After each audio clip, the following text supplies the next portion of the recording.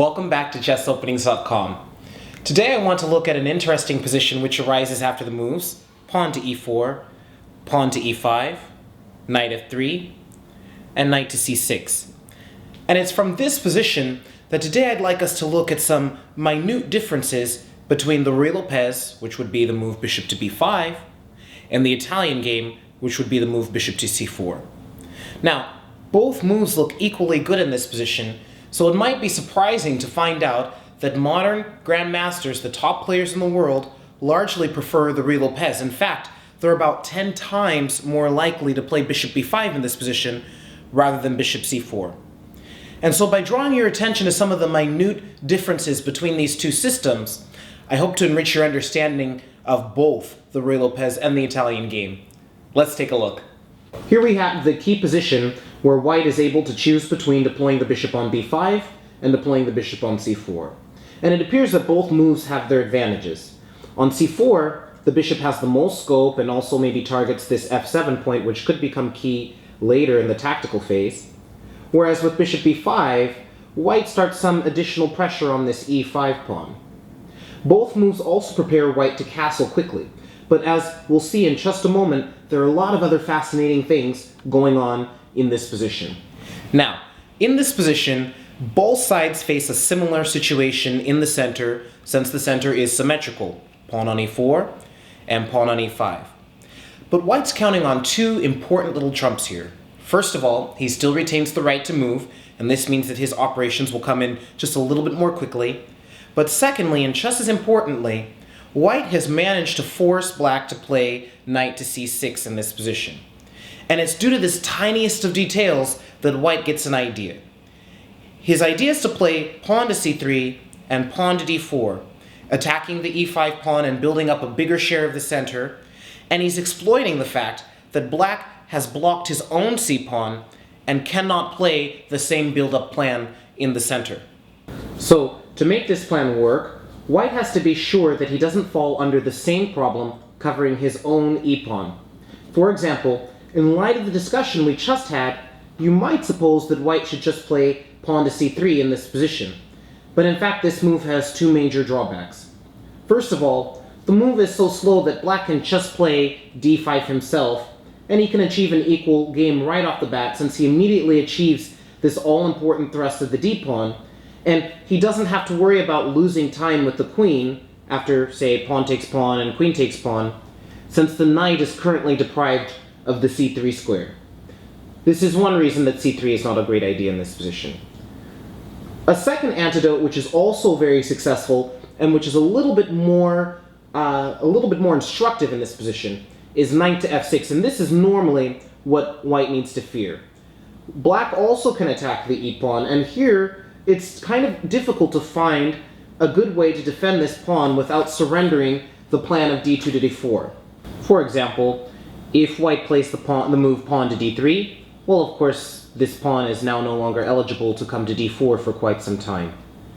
The same is true if white plays the awkward move bishop to d3 when, of course, again, the pawn is weirdly situated here.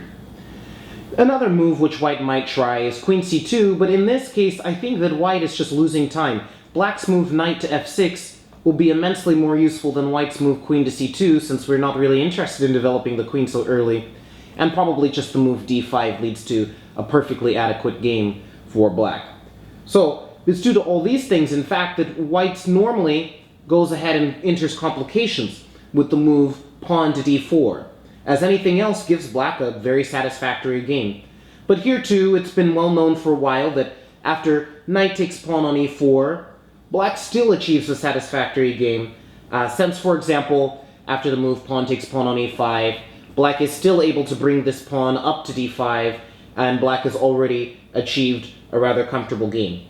So, even though white in this position has successfully found the right idea of playing c2 to c3 and d2 to d4, he still needs to take appropriate details into account, and he needs to devise a strategy and make arrangements for how he's going to deal with black getting ready to attack white's pawn on e4. So whatever white does next, he needs to keep this factor in mind while he continues to play for the correct plan. So with the move bishop to c4, In addition to the other attractive points, putting the bishop on a nice square and observing f7 and also preparing to castle kingside, in addition to these points, white is also ready to play pawn to d3 at a moment's notice if he needs to defend the e4 pawn. And in this case now he already has the bishop outside of the pawn chain, and later he's going to make efforts to bring further defense to the e4 pawn, probably by castling, playing moves like rook e1 and then the knight to b d2. And then later he'll play for c3 and d4. And this is one of the points of bishop c4, is that it helps to facilitate white's playing d2 to d3 in order to defend the e4 pawn. In fact, the best players in the world have tended to handle the Italian game using this sort of slow build-up idea. For example, after knight f6, players on the white side have come to prefer the very quiet move, simple pawn to d3. And now white will play in a very gradual style similar to the Ruy Lopez. In fact, let's just imagine that white gets a bunch of moves here in order to show some of the key ideas. White would ordinarily continue with c2 to c3, castles kingside, bishop b3, and then moves like, let's say, rook e1, knight b to d2. Notice how we're defending this pawn adequately, and we're also using a very typical maneuver of the knight to f1 and to g3. And then usually around here does white finally make a choice about when and whether to play pawn to d4. And this is a very typical plan. For example, let's just give black some moves now and show how this play typically pans out. After knight f6, many games have continued d3, bishop e7, castles kingside, and bishop b3. Now I want to point out that the idea of this move, bishop b3, is to save this bishop from an eventual stab by the knight a5. And at the moment, black is not quite yet ready to play knight a5 because he has to watch this pawn on e5. So first he plays d6, but now white is just in time with the move c3, ready to give this bishop an attractive square on c2. In fact, black still continues with the move knight to a5, bishop c2, and c5. This is the key idea, bringing that c-pawn into the game and helping to control the center. Rook e1, the knight comes back to the more sensible c6 square, and now knight b d2, and play tends to go rook e8, h3, bishop f8, knight f1. Very standard setup for white. In fact, we see this exact same sort of setup for white many times in the Ruy Lopez. To show a comparison, let's look at one of the most traditional lines in the Ruy Lopez and show just how similar play is from white's point of view. Instead of this move, bishop c4, the Ruy Lopez of course continues bishop b5. And now play often continues for the main lines a6, bishop a4, knight f6, castling kingside, bishop e7, rook e1, b5, bishop to b3, d6. Once again, he's defending this pawn, so we now know what we have to do. We have to make sure that we've made arrangements for this bishop to reach c2, so white plays c3, and that's also in accordance with his plan.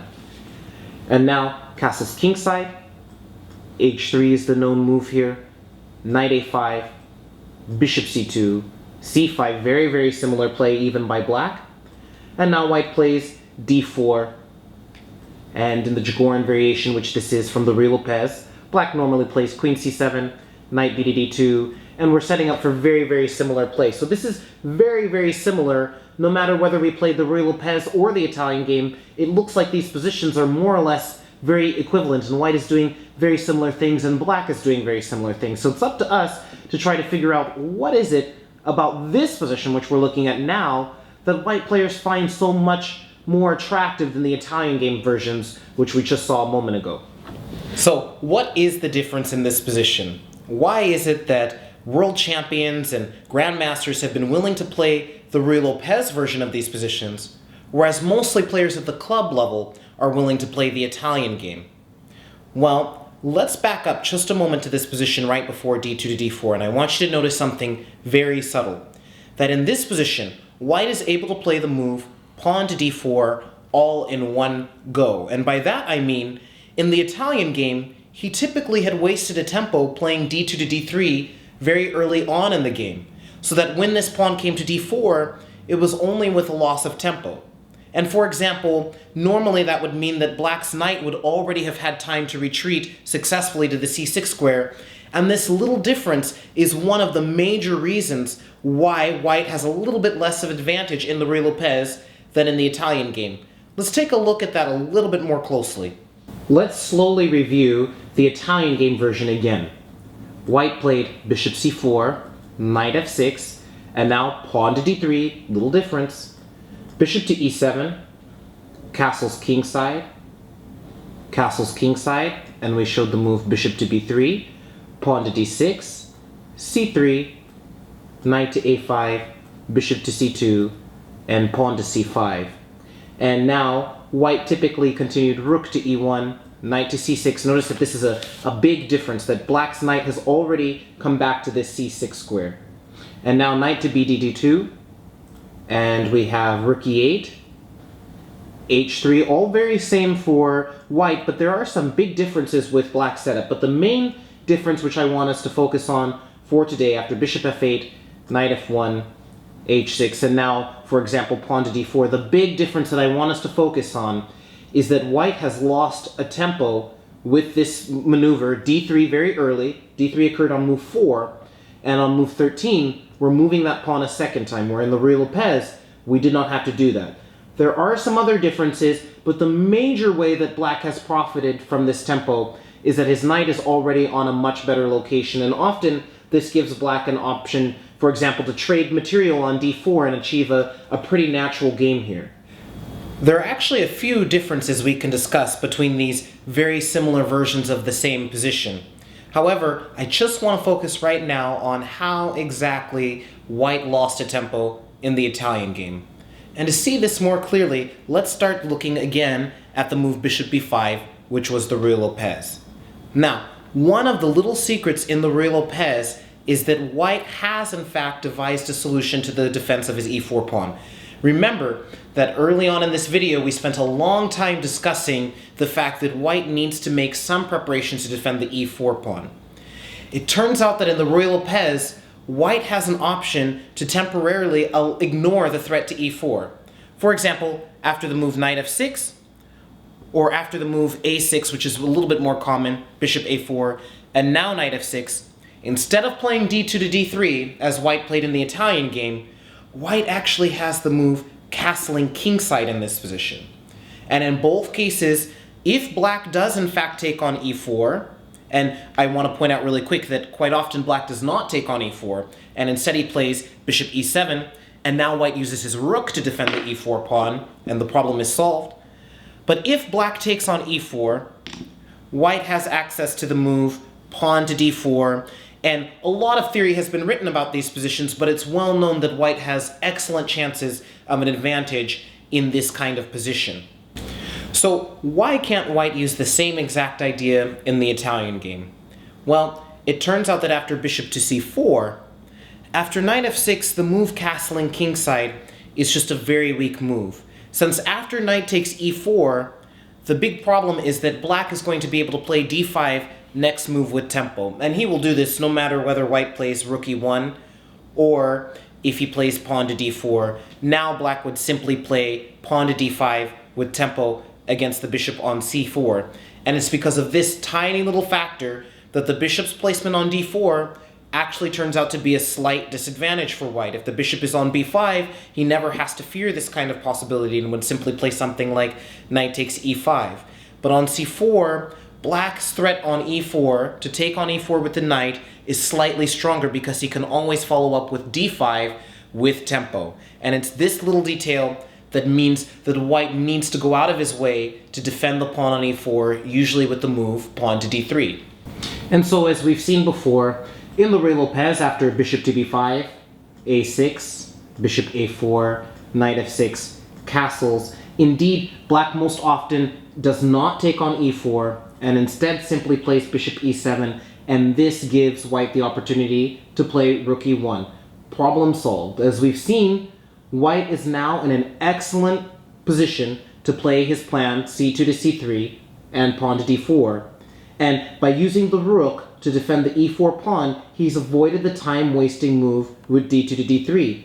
And now that you've seen all this, you now understand one of the key strategic benefits of the Ruy Lopez over the Italian game. In the Ruy Lopez, white is able to deal with the threat to e4 more effectively, since for a single tempo, he can afford not to defend the e4 pawn. And it's this little difference which makes white's attempts to gain the advantage in the Ruy Lopez more persuasive than his attempts to gain an advantage in the Italian game. I hope you've enjoyed this little journey into the heart of the Ruy Lopez and the Italian game. Whether you ultimately decide to look at some of the fascinating details of the Ruy Lopez or to simply play the Italian game for its clear strategic ideas, I hope that by understanding these small details, you'll have a better appreciation for the openings and have more success in playing them. Thank you for watching, and I hope to see you soon.